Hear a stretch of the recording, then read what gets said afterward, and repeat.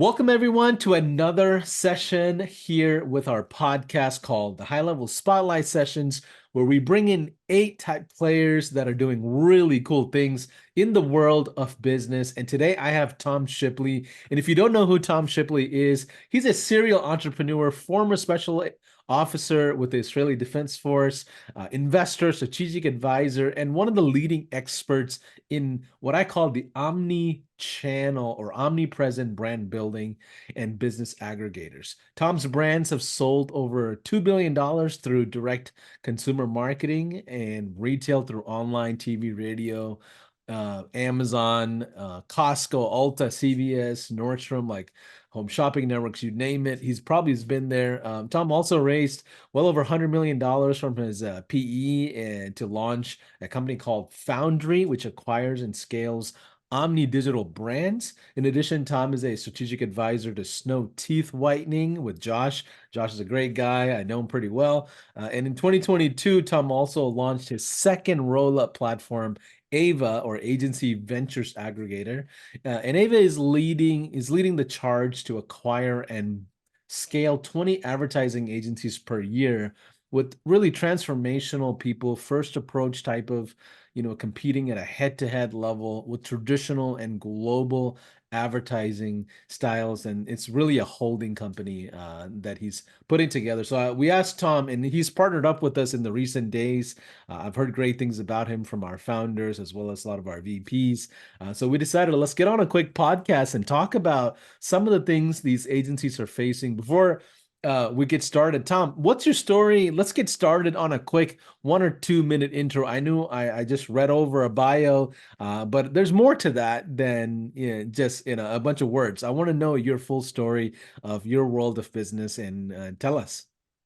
Yeah, absolutely. And I'm going to say is that as anyone who's listened to this as an entrepreneur is, I'm going to say that the core that holds us, that connects us together is grit and heart. Starting businesses are tough. Some are might be easier than others. We might have moments in our life where we get lucky and the wind's in our back, but inevitably we're all going to hit our brick walls. And the question is do we have that resilience and tenacity? And yes, maybe my resilience was forged in the special forces, but I'm going to say it's part of how we're wired. Us entrepreneur, we have this innate nature to solve problems, to create something special and great. So I've always looked for opportunities. I look for what I call purple ocean opportunities. It's not the blue ocean where no one's there and no one's ever thought of and created before because there's no customers there. It's not the red ocean of commodities where everyone else is and it's shark and blood in the water. I look for purple ocean. Example of that is one of the most iconic brands that we built was Keranique. It's still the category leader for women's hair loss. You'll find it in CVS. You'll find it in Ulta. But at one time, it was the largest infomercial product online. It's digital is still the primary market for it. Amazon. It was a great brand that I sold off to private equity a few years ago. But again, it comes out with that spark, like we all have it, is what is that spark? What is that vision? And then how can you create that architecture of the plan that actually creates what most people would view as impossible to possible using points of leverage to scale it. I love that. That And brand did about 750 million over its lifetime. The first brand that we did, and just a quick pivot there, I think I told you a little bit before, is we started a brand called Hydroxytone in 2005 using omni-channel marketing to build an iconic beauty brand. We were struggling to grow it. We were out of cash. We went all in. We couldn't even afford to feed our families. We then identified a great business we were working with out of Hoboken, New Jersey, that was a $15 million, $1.5 million in EBITDA company that was doing supplements, but they had a whole platform versus us was two guys in an attic. We were able to put together financing to buy this entity, and using this platform, we took Hydroxytone within 2 years to 100 million in sales. It's not about your resources. We never have enough. It's about resourcefulness. I love that. So, when we kind of prep for this podcast session, Tom and I talked a little bit to kind of prepare and figure out what's the right amount of information we want to share at the same time that's going to be valuable to all of you that are watching this. So the theme of this conversation is going to be how to grow to $125 million business via hyper acquisition. Some of the story that Tom is just sharing just now about how he acquired his first round of businesses and just really built brands that way. Now, in that topic, we're going to talk about three things. One is the misconceptions agency owners and marketers have in how they grow. Number two is how to actually prepare for an acquisition or a sale, for that matter, so you don't blow this whole thing up. And number three is the playbooks, the SaaS versus marketing agency playbook that I've asked Tom to kind of just give us a little preview, an idea on how he looks at things. So, Tom, give us a rundown of that story that you were just talking about. I know you shared a little bit of that with me. You guys were a really small business and essentially that grew through acquisitions. Help us understand that $125 million run, and then we'll go through these three pillars. Okay. Now, and again, I have built product brands, iconic decade durable product brands. And I've also in the agency world now where I'm acquiring advertising agencies and the services are on that. So I've been through the spectrum of what's out there.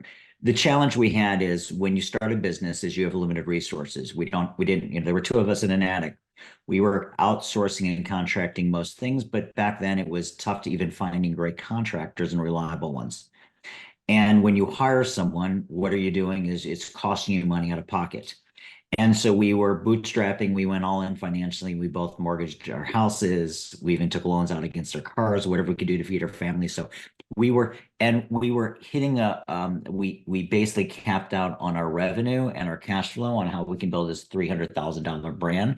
But we had a vision on getting into 100 million. And then what we really needed is we needed cash flow, but we needed a platform to accelerate our growth. And that's when we were working with a company out of Hoboken, New Jersey. It was doing 15 million in revenue, $1.5 million EBITDA. The two founders had been in it for 5 years. They were young. They had visions for what they could do with the next opportunity, next business. So we gave them what they thought was an irresistible offer. We thought was a very conservative offer, but we gave it to them, which is the perfect situation. And I'll talk a little bit if you want to about narratives. Whenever you're buying a business, there has to be a narratives that are parallel. You have a buying narrative, why you want to buy it. They have a narrative on why they want to sell. If a seller of a business doesn't want to sell, there is no narrative. You're paying too much for that for them to say.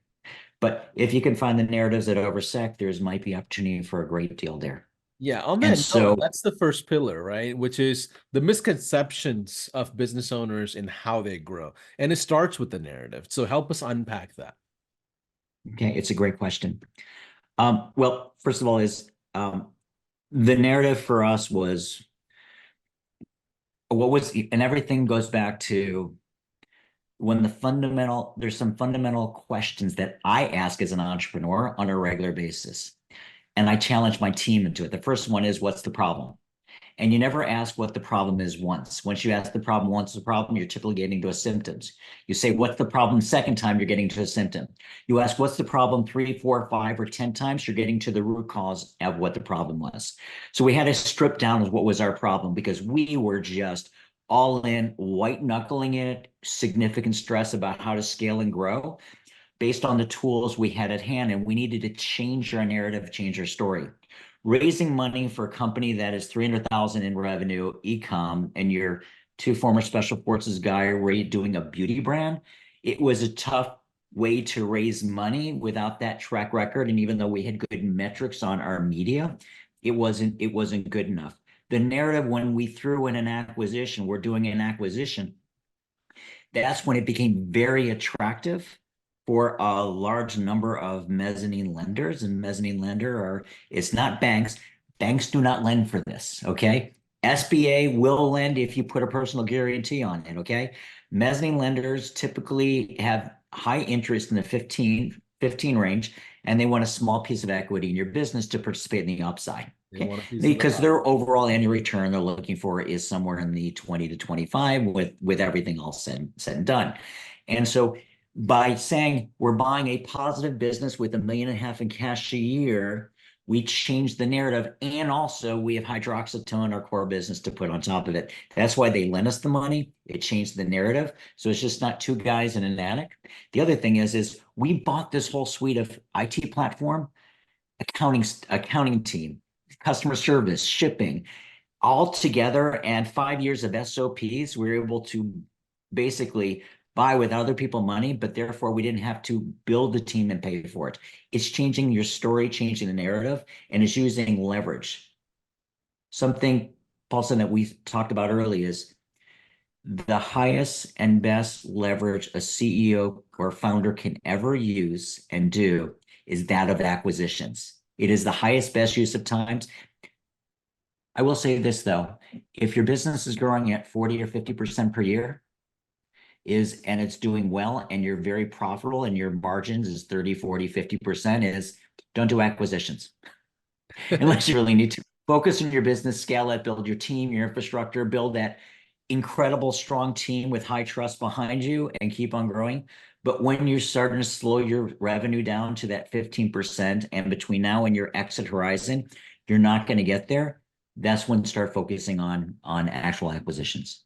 I love that. So when it comes to misconceptions that a lot of agency owners, marketers, consultants, really authorities have in this space, first of all, what are some of those misconceptions most people deal with? Is it, am I not profitable enough? Is it, do I have the right systems in place? And they get in the trenches, right? And they just lose the sight of what's outside of the world that they live in as far as business is concerned. What are some things that you've observed from agency owners specifically in misconceptions of, how they grow? The number one limitation for every single business, wherever it is, whenever they peak out with everything new, is in their head. There are things that were there that, it's our frontal cortex that's protecting us, our dinosaur brain. We're going through our protective loops, and therefore it's restricting us to be creative, to open up. And it's always, we can't do things. So let me just teach you a secret that I learned 3 years ago. It was out of a Harvard professor. And where I always use, again, I'm a guy who's strategic and like to think big, but on the other hand is I'm a classically trained industrial engineer who thinks of the practical reasons why things can't get done and what you need to do in order to build that architecture to get there. And instead of thinking about why can't, the question that I learned was, what would have to be true to make this possible? What would have to be true to make this possible? I'm going to answer your question in a quick second, but a quick segue is it was during COVID. We thought the world was coming to an end for our business at that period of time. It turned out to be go time for e-com businesses and brands, but we thought it would be dark. I was talking with a friend of mine in Austin. He owns a great Amazon agency. I said, let's do something fun. Let's buy an Amazon e-com business. And then said, Brian, instead of buying one, why don't we buy several? A couple days later passed. Brian, instead of buying several, why don't we buy 2 a month? And then I said, well, I know why you don't do that, because your business is going to blow up. It's impossible. We can't do that. And then I learned that question, what would have to be true to make it possible? So I changed my operating assumptions. I looked at everything that would have to be true. I said, I can do that. I can do that. I can do that. I can do that. We put together a quick team. I met with 7 private equity firms, got term sheets between 50 to $100 million because I couldn't afford to scale like that, and picked 2 of the best that we love together. And that's how we started Foundry Brands. What would have to be true to make it possible? So the first limitation's in our head.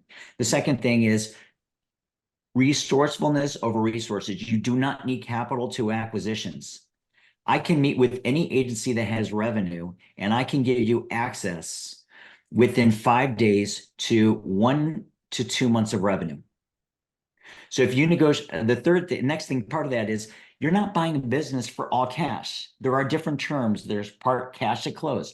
There's monthly payments. There's stock. There's ways to structure it if you are creative on how to do this. So again, it's about being resourceful and having access.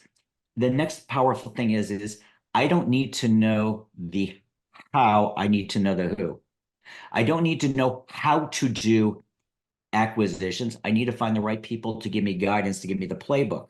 I don't need to know the financial structures in order to make this possible. I need to find the who that can give me guidance. And then as I understand the narrative of the seller and I get to know them, the other thing is if you're doing acquisitions correctly, that once in a lifetime opportunity of the perfect deal in the perfect structure that should come across your life once in a lifetime should happen several times a year by knowing a little bit of insight how to create that lead flow and how to have conversations.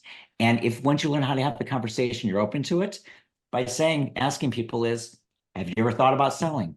When do you think you'll be exiting your business? What does that look like? And suddenly you're entering these discussions and finding the how to do this, from structures to doing due diligence. And there are companies out there that can help you do this that are set up for that.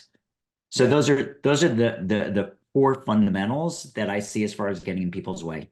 Yeah, and then when it comes to misconceptions, maybe we can parlay into this a little bit. Can you talk about what you said about leverage? You said leverage, and you kind of braced over it really quickly, but can you elaborate of what you mean by leverage? Is it people leverage, resources, systems? Like, what are some things there and some misconceptions around leverage people may have? It's a great point. So in special forces, we learned about force multipliers. There are certain things that give us the tactical advantage, and even GPS in the battlefield. If you have GPS and the other side doesn't, you have a tactical advantage again. So if you think about that, same thing in business. We all have our resource, our network. Our network is a great source of leverage in our contacts, and we should, as founders and CEOs, we should be always investing every day into expanding our network and our visibility in social media, because that gives us unfair leverage on deals that will come your ways and people's levels of trust in you. Also, whether it's your network, also knowledge is a point of leverage. And I view that when I talked about leverage is doing acquisitions. And if you once you learn a little bit on the playbook of acquisitions, and I'm going to say that your first one is tough, but the first time you do everything is tough. Yeah. But it's not impossible. It's like when everything we do that. So my what I tell most people is just go for it, and you're going to learn. And the person that you are on the other side is going to be different. As we know, the person who started any of your businesses and any of my business, that version of Tom Shipley was not the same guy who was there a year or two later. The guy who started the vision is I want to create $100 million business was incapable. I didn't have the capacity, the knowledge, the mindset to build a business that did 100 million a year. Because the most I ever done is getting to $1 million a year. Was like impossible with my first business. And then I said, oh my God, let me do a $10 million a year business. Oh my God. And then once I got there, then I put another zero. Can I share something also with your people? Is that what I challenge you to do is take your business and add a zero to it. And then ask the question is what would have to be true to make that possible? Then for fun, add another zero and say, what would have to be true to make that possible? I'm not saying to do it, to go for that, but it's an exercise and really powerful to change your paradigm. And you might find something, it's going to force you to think differently than the same, I'm going to say, rule book you're following right now. Because when you think about it, is at the 30 years from now, looking back, or 40 years looking back, you say, look at the legacy of my life. What do I regret? You're going to regret the things that you didn't go for. You're going to regret not putting a zero onto it. You're going to regret time with family. You're going to regret adventures. You're going to regret that you didn't have a bigger impact in people's lives. But those things that you thought were impossible, that you went, wow, years later, I learned they were possible. What was holding me back? And therefore is start with just creating a vision and adding a zero to your business, then add another zero and say, what would be true? The point of leverage when I was talking about with agency is by doing acquisitions, whether you have a SaaS business or an agency or an e-com business or any lawn care business, it really doesn't matter. By doing acquisitions and then you build a playbook and it's just you take complex and make it boring, you are suddenly taking your profit, your EBITDA, and then you're doubling it and you're doubling and doubling it, and you're building better teams. You can afford that higher quality people. You're letting you're letting go not only your poor performers, but your mediocre performers, and your C and B minus performers will kill your company.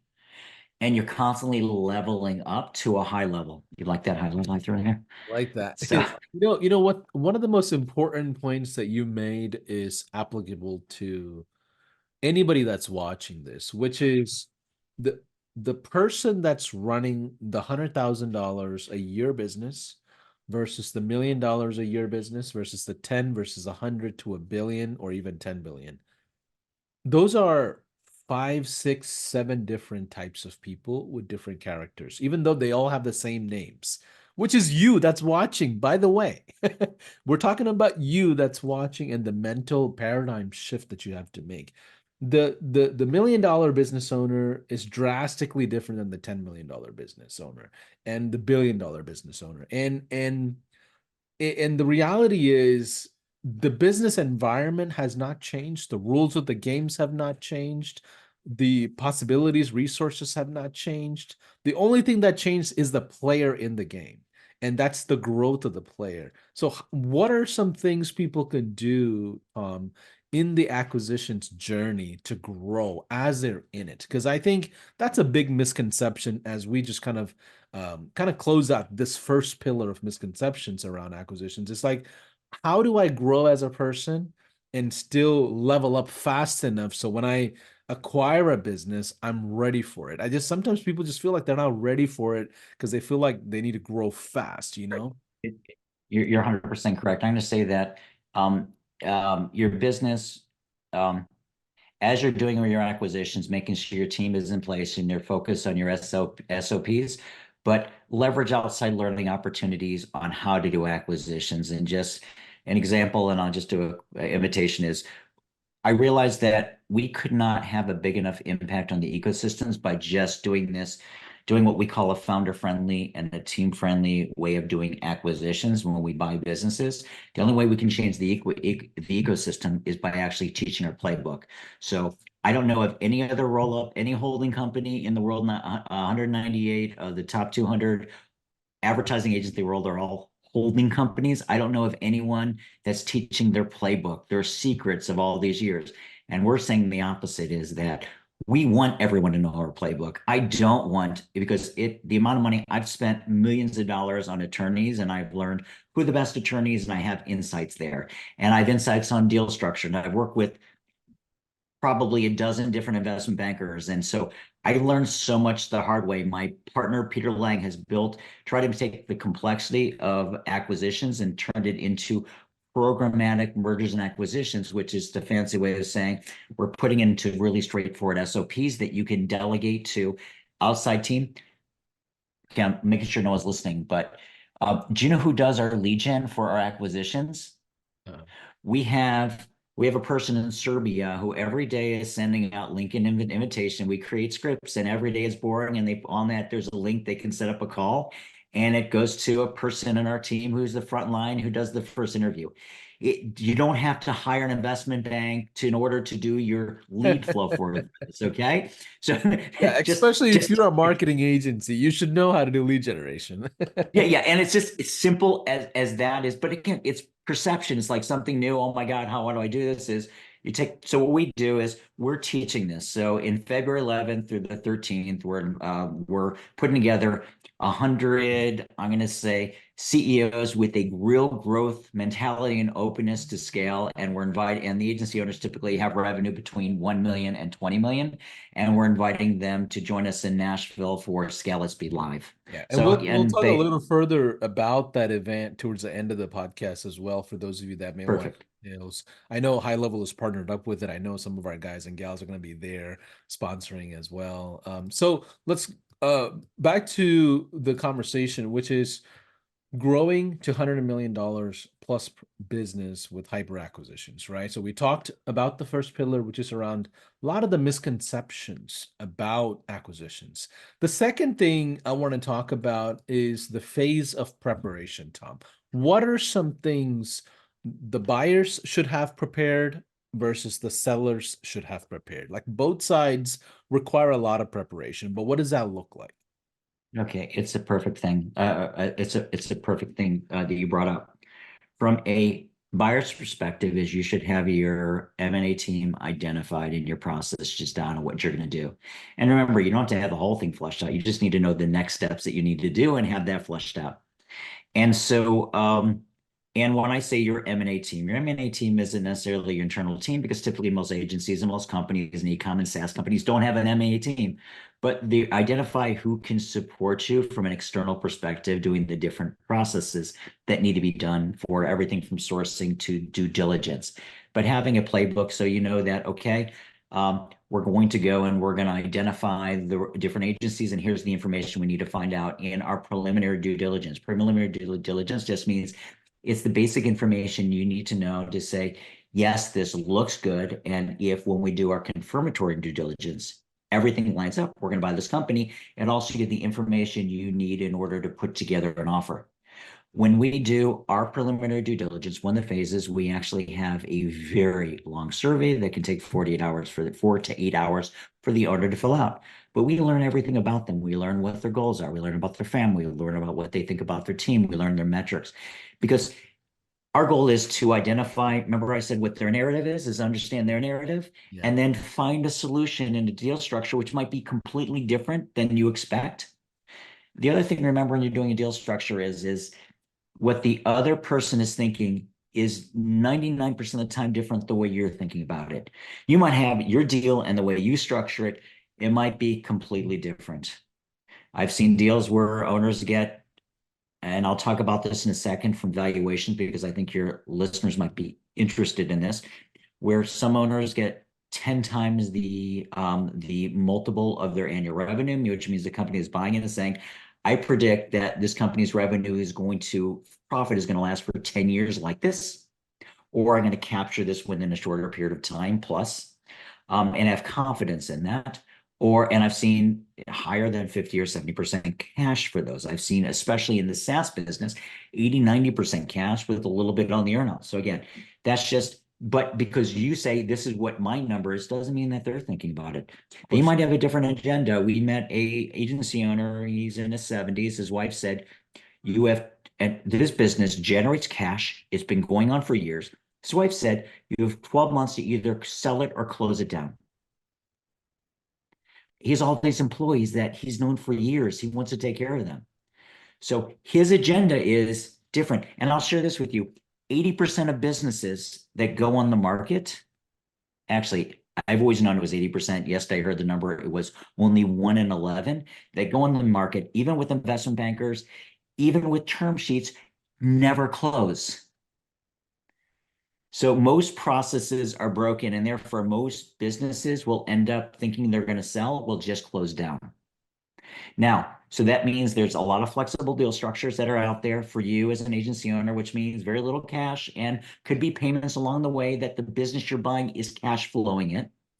And by the way, if you're a SaaS business, I know lenders that will basically give you the money to pay the lender to do, because you're buying a good, consistent cash flowing business. And there are lenders that love to lend to SaaS businesses that will help you buy other businesses.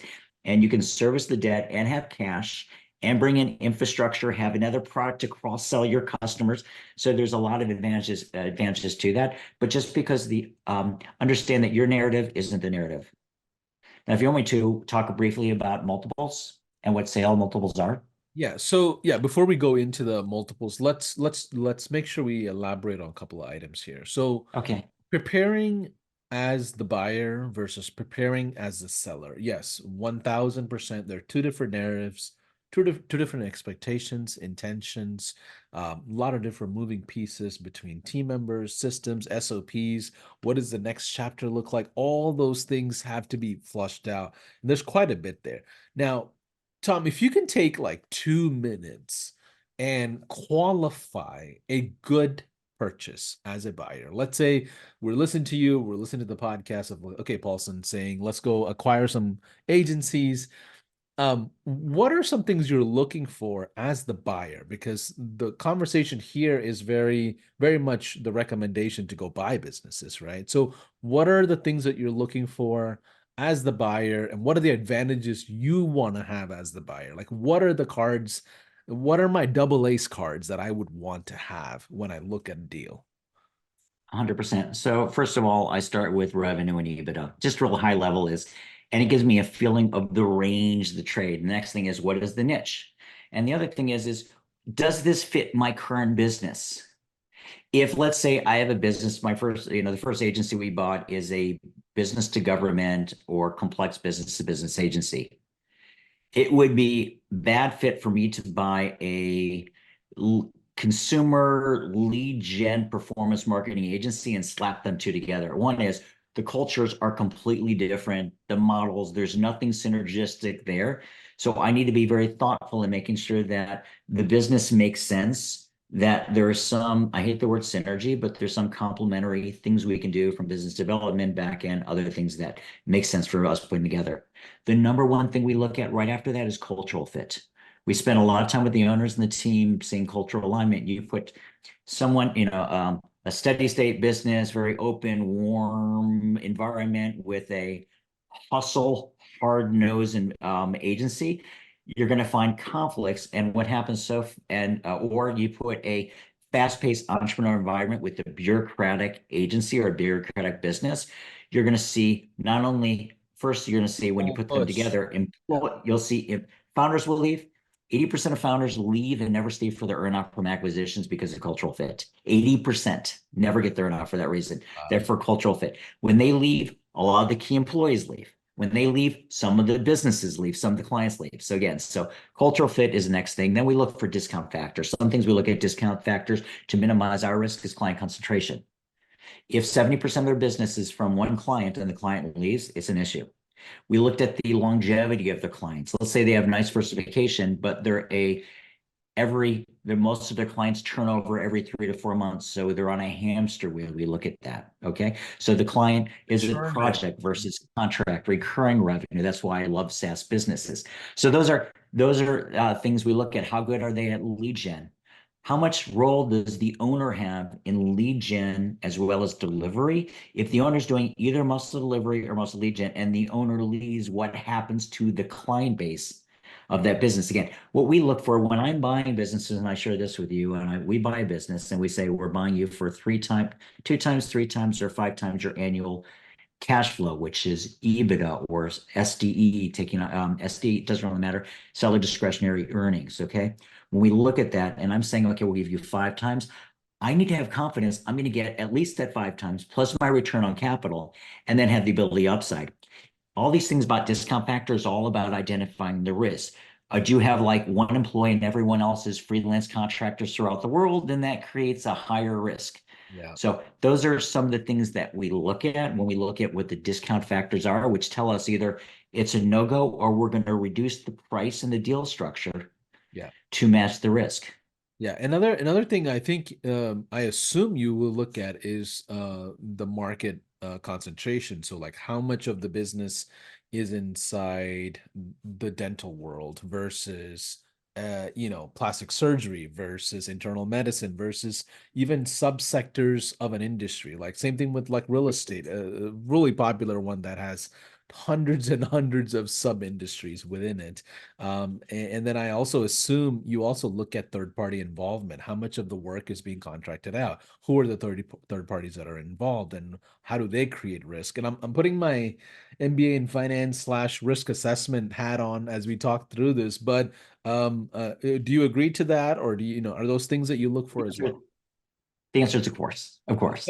And again, there's certain verticals that we love and we see that are growing, others that are getting more competitive. We look at the competitive landscapes, the people that are coming in, and certain ones that are hot. Some dental is a very competitive one, but it's so big and so hot right now that it's a great niche, very hot.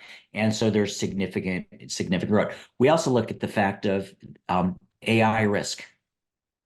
How vulnerable are they basically anti-fragile when it comes to AI, or are they having a high risk of getting displaced where people are basically the margins in their area are going down to by 90% over the next 2 years. So we look at that also and saying, because every business is going to be more efficient and more profitable if the culture and the team is focused correctly by leveraging AI. We all know that. However, certain businesses are going to be put at risk from that perspective also. Yeah, from a Low, simple low internal. end, if I'm a low end logo firm, I'm a creative firm and we do great, and we charge very minimal prices and we do a high volume and it's all by hand. You don't really have a business. If I'm still that upper tier prestige and I charge $500,000 for a logo because the big companies use me, okay, AI is going to help you and not put you out of business. Exactly. And I was gonna just say, give us an example because what I knew what you're thinking is like a lot of the creative creators struggle with that whole AI thing because a lot of it is getting replaced. Same thing with written content, blogging, even video Oh, yes. editing is getting destroyed with AI because now you can just throw in a 3 hour video and get 130-second snippets in 5 minutes. I mean, so the editing world is probably now going to have to be pretty competitive, right? So, before we get off of that topic of how to prepare as a buyer and a seller, and we're also talking in the lane of things to look for as you buy and kind of figure out what the advantage cards are. What are the multiples that you like as a buyer? If I'm going to go out there buy an agency like you're recommending, I don't want to be paying more than what I need to, but what are ranges that you can expect and what's conservative, what's liberal, hyper versus not so hyper, like help us understand that. I will share this with you is my price, your terms, your price, my terms. I'll come back to that in a minute, okay? After I talk, let me talk about multiple and creative foundation, but my price, your terms, your price, my terms, and I'll tell you why. Well, let's start with foundation is whenever we look at businesses, we start from their EBITDA perspective before we look at discount factors, as I talked about. And so an agency that's generating somewhere about $500,000 in EBITDA a month, we look at it and say, okay, in the range, I'm looking at probably 2 to 3 times multiple of their annual profits and the annual cash flow. If they're in the million range, is probably going to the 3, 3.5. If we're talking 2, it might be at 4. If they're talking 3 to 5, it might be at 5. Now, what changes that? If suddenly I'm looking at business and they have a 5% margin on their business, 5% profitability, that means they can go tomorrow negative. It's that EBITDA is not worth much because it adds too much risk to the business. So we look at all the discount factors that we had talked about earlier to say, and that will either drive it higher or lower. Now, the way to fix a lot of issues is deal structure can help address risk. For example, someone says, I want a 10x. I'm doing $1 million in my agency. And it's a standard creative shop that they want 10x on it. And they want therefore $10 million. I might say to them, I'll give you $10 million if I pay you $1,000 a week forever. You know, Yeah, so your price, my term. yeah, that's exactly it. And that's an exaggeration, Of course. but sometimes you can cure a lot of discrepancies. And so we bought an agency where we did somewhere about 7.5% cash at close and monthly payments. And therefore we went up in our price by about 20% that we would pay for that. We were fine.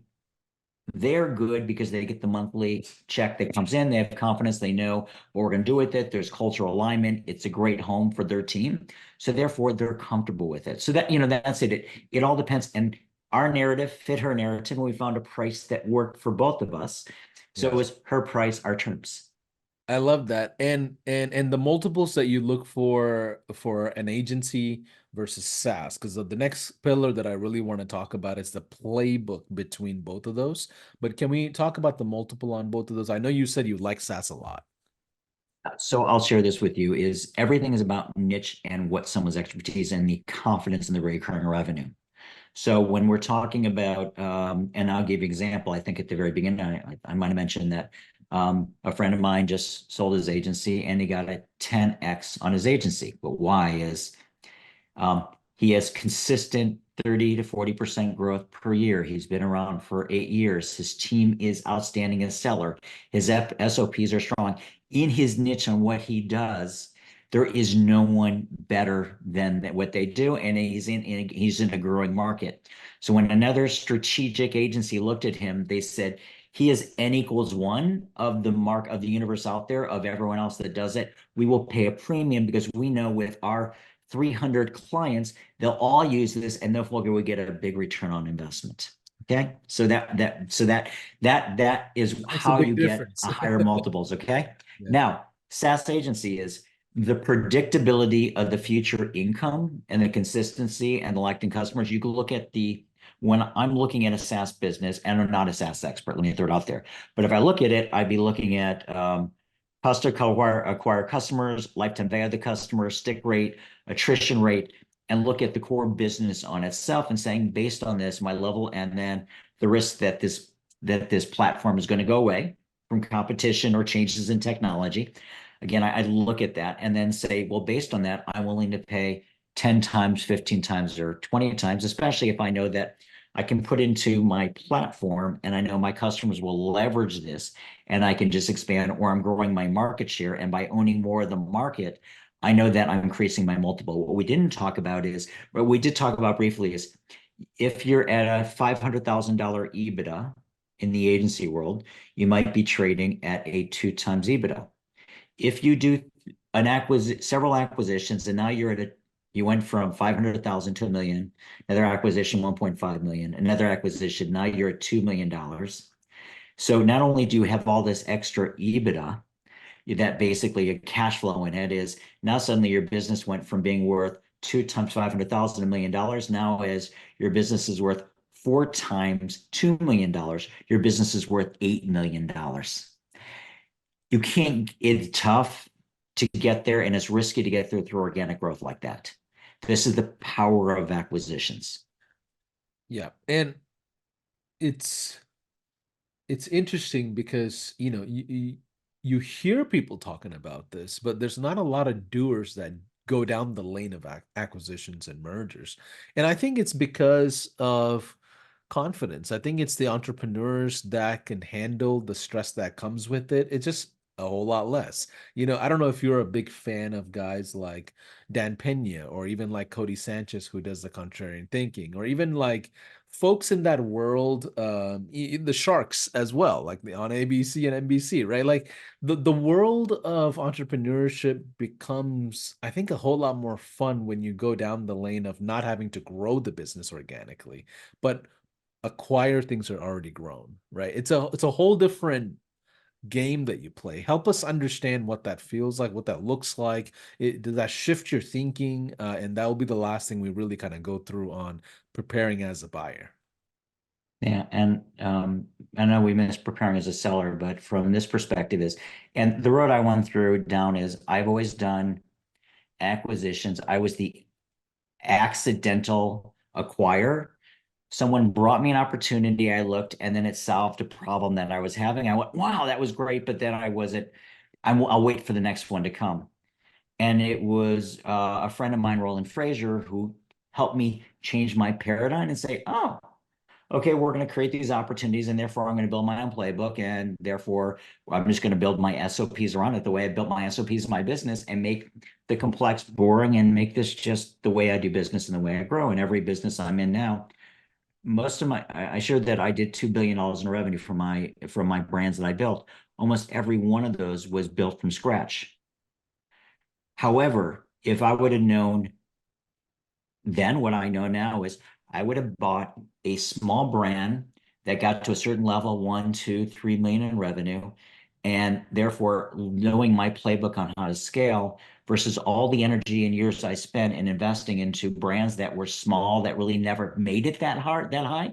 Because once they're at that velocity, a certain sizes, if you know the key leverage, and I can go into any business and increase their EBITDA, their profit by 35%. I can go to almost any business and do that. There's just 3 basic changes I make to do that. So acquiring a business, I apply those 3 fundamentals, and boom, suddenly I made the ROI on that. Yeah, and I think this is beautiful. This is a beautiful part about business to me, because I started off in entrepreneurship. I want to say like 2013, when I started going all in on it, and I built my first agency in the dental space from scratch. Oh, Took did you really? Yeah, and then I built a second agency in automotive, and then the third agency was the white label agency behind High Level with Rob and Alex, which we almost scaled to almost 800 plus people.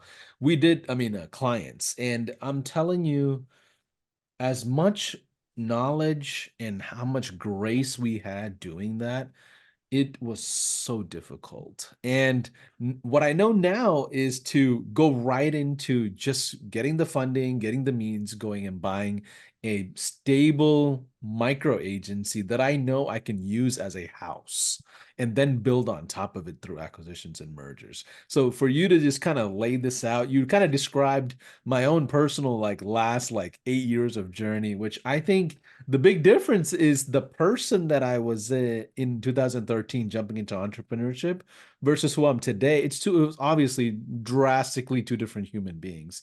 And that's what every entrepreneurs should like really strive for is leveling themselves up to a certain level so they can handle the stress and the fun and the excitement and the adrenaline that comes with the next level. Can you speak on that a little bit of the different phases you went through to get to the point where you're like, you know what?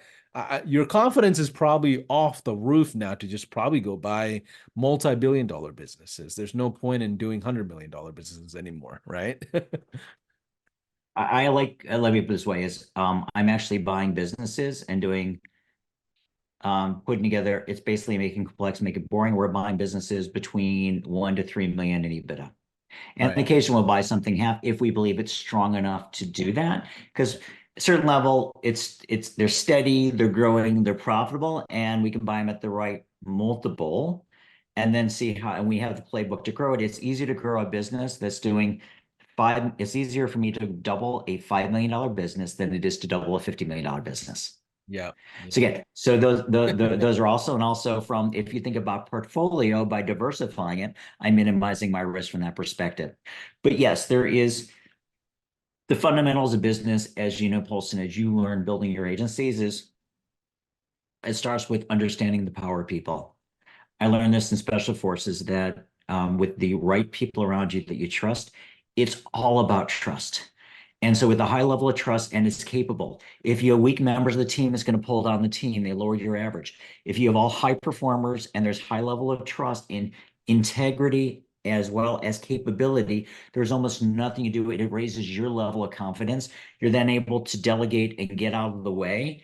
You remove yourself from the bottleneck, and then you all build your business based on SOPs and standard operating procedures. So therefore that their great team then can delegate down and offshore, outsource. It makes no difference. It's how we at Atlantic Coast Brands went from 550 employees to the same size company with 23 employees. Yeah. Great people, leveling them up, SOPs, technology, and then outsourcing. And again, therefore and when you get to, we had a lot more fun at 23 employees and 100 million in revenue than we did at 550 employees. Again, we were in the HR business. So again, but we evolved along the way from a growth perspective in team, SOPs, structures, and then mentally getting out, it's only zeros, and that the only thing that's blocking it. And the bigger you are and the bigger you buy, the easier it is because you're taking less risks because they're already steady, they're growing. If you buy something very small and one person leaves, it's a lot of risk, or you're going in there and you're doing everything yourself. And the only thing difference between you buying a $1 million SaaS or agency, remember, you could get funding for either. Let me change that. It's easier to get money for a larger SaaS platform, or it's easier to get outside money loaned to you for a larger agency than is a small one. So I'll just share that with you. So Just it's the just in risk your that's head. yeah. And what you described is, the story of it's so much easier to move the canoe in the water versus a cruise liner. As you get bigger, one decision affects 800 people and their whereabouts and how they do things. And change doesn't happen that quickly. The change agent could be fantastic, it doesn't matter, but the effect of change will not really trickle in for months and weeks, especially the bigger you are, versus you got two people, you teach them two things, let's get moving next week. We're on to the races, right? So it's really important to understand from a preparation standpoint as an acquisition person going into this conversation to look at where that business is internally and how they operate. I think that's really what it comes down to is understanding the culture and how they operate. Because if you can't figure out that formula, the books look good, market looks good. I mean, all the deals are going to look good anyway. But the problem is who is running the deal? What exactly are they doing? You want to add any thoughts to that? Yeah, to me, it's SaaS business are a little bit different because sometimes you're just buying a technology platform and nothing else, not a team, and therefore it's easier to do. But we talk about agencies are people businesses. Most businesses are people business, and therefore culture is everything. You go in and you want to change the culture because to match yours, you are suddenly bought something of a perfect engine that's running perfectly, and you're throwing a wrench into a Ferrari. You don't know what's going to happen. Okay, so the same thing here is that you want to make sure you're buying something that is culturally aligned with you and your values and your ethics and also matches with the companies you're buying. And like I said, the trust and that culture is so after we look at the first thing before we go into a lot of discount factors, we look at culture, and if it passes our culture fist after our initial, we'll never go into confirmatory and due diligence or even offering a term sheet if there's not cultural alignment, which is why we've talked to 1,000 agency owners that want to sell over the last 18 months. Amazing. So let's talk about the third pillar, which is SaaS versus marketing agency, the playbook. And what I'm thinking about the playbook is what you do after you acquire to stabilize it. What you do after you acquire to really stabilize the business to the point where you wanted to, how to grow it. I think I lost you for a quick second, but you're back. But help us understand SaaS versus marketing agency, the playbooks that you run after acquisition. Yeah. So during the confirmatory and due diligence process, we start putting together the acquisition and the onboarding plan, and then how it's going to be running. And the onboarding can take anywhere from 90 days to 6 months. But we have every month what's going to happen starting at day one, including day one is the introduction to us and their team. And again, what we're doing is everyone hates change, so their employees are a flight risk once they hear there's an acquisition. So we have everything down as far as what happens from that perspective in order to minimize risk of this very valuable asset that we just bought. So understanding what your playbook is from what you're going to do once you take over in day one is extremely critical with the idea of my rule number one is do no harm. The other thing let me share with you is we have two playbooks. Our primary playbook for acquisitions is we buy healthy companies and we don't integrate them. We buy them. We buy them because they're healthy and they grow and have great culture and they're a fit within a group. And basically, we then give them, we take over their back end accounting, finance, HR stuff they hate, but we let them do what they do. We sit with them and we say, what is your 3-year plan? We help them as facilitators, them drawing out their detailed quarter by quarter 3-year plan. And then we ask them, what support do you need? Because I don't care whether they get an outside contractor or consultant to do it, whether they learn themselves or leverage us and our playbooks. The minute I go to them and say, this is the way you'll do that, I own their problems and I own their results. So, and basically, we're buying these entrepreneur organizations. So let's give them the resources they never had and let them grow. The other playbook, we have agencies that come to us that want to be part of one of our agencies. And then from there, we'll have a lot tighter integration. But even with that, we don't integrate in day one. We typically slow roll that. It could be 3 months to 6 months to a full integration there. Because again, our goal is to do no harm. I love that. I think from a risk management standpoint, there's the conservative styles and there's the liberal styles, like the Elon Musk style of just coming in and, ripping up house. And for some Twitter. certain sectors that works, right? And others obviously don't. But what are the styles that you really like? And it seems like you're a bit more conservative on your style and just making sure things are stable. But I think you acquire businesses that don't have to be touched too much.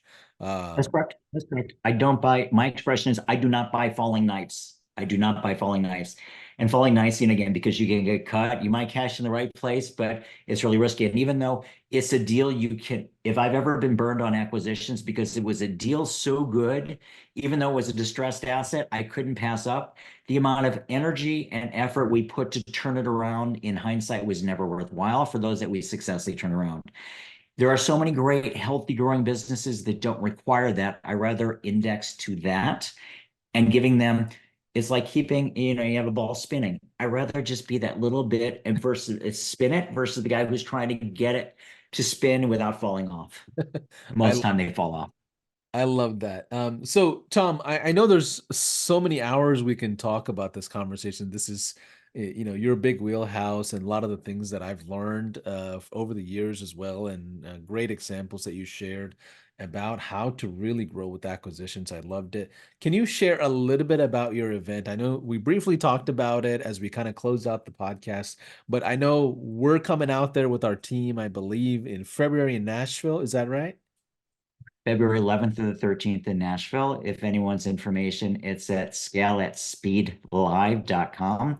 And let me put it this way, there's 2 days we're going to teach you about our playbook for acquisition. Our attorney, who it took me years to find someone as good as Robin Sears, that she's the best that I know. We're having people coming in, we're talking about deal structure. We're going to teach you all the fundamentals that you need for acquisitions. The most important thing it will do, it will change the way you think about growth and growing your agencies. If you're thinking about selling your business, you're going to learn what you need to know when you're ready to exit, whether it's in 2024 or 4 years from now. Again, you want to know what the other side is so you can prepare your business for sale for maximum exit. And the people in the room might be the people that might buy your business. So it's 100 CEOs on fire that are coming. They're doing between $1 to $20 million in revenue, February 11th through the 14th.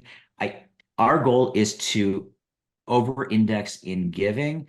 And if everyone who leaves doesn't come and saying, oh my God, I learned this, this, and this, and change their paradigm and had valuable tools, then we failed. And I don't lose.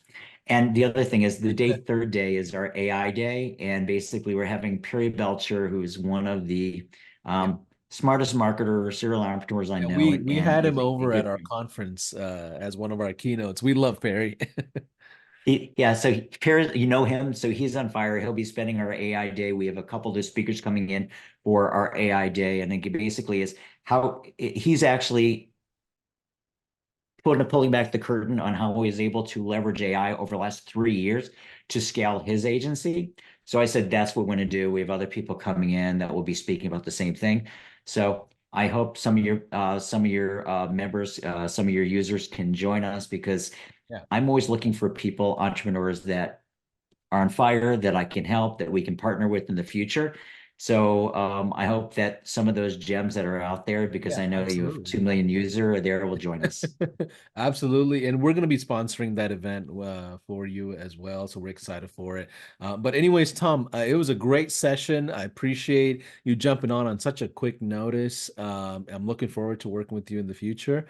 And those of you that are watching, in case out there, if you don't have a high level account, jump into one of our 14-day trials that are probably in one of the links or somewhere around here below in the YouTube channel or wherever. But hopefully you got a lot of nuggets out of this. This is our high level podcast called the Spotlight Sessions, where we bring in top players across the industry. So, Tom, thank you for jumping in. Any final words that you want to share to the entrepreneur that needs to grow to do things like this? So I'm just going to share with you is that there is the true character of us entrepreneurs is we think differently. And unfortunately, for years, I thought that I was just wired not correctly. And that people kept on saying to me, Tom, why don't you just relax? Why don't you just stop? Why don't you just slow down and relax? And us entrepreneurs, we get energy. This is the greatest game in the world. I don't watch sports anymore. Because I rather be in there doing it. And we have this need to solve big problems. And the more tools that you have and the more knowledge, it gives you the leverage to have bigger impact. Because I can promise you, as we talked earlier, is 30, 40 years looking back is the question is did I play big enough? And the one thing none of us ever want to look back and say, wow, I had a fine life. It was mediocre and I played small. Oh my God. It's your time. 2024 is your year. And just if you're thinking about it, get the knowledge and just go for it and have an amazing 2024. Love it. Have a good rest of your day, everybody. Take Awesome. care. Thank you, Tom.